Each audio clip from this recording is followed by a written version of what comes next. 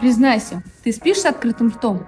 А я тебе расскажу, что это приводит к глобальным нарушениям твоего организма. Если ты в течение дня или ночи дышишь ртом, то это не норма, это расстройство. В первую очередь это приводит к тому, что ты вечно уставший, у тебя не хватает концентрации внимания, у тебя депрессия.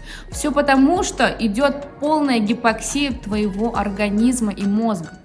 И, к сожалению, самая явная и распространенная привычка – это храп. По какой-то причине сейчас считают, что храп – это норма.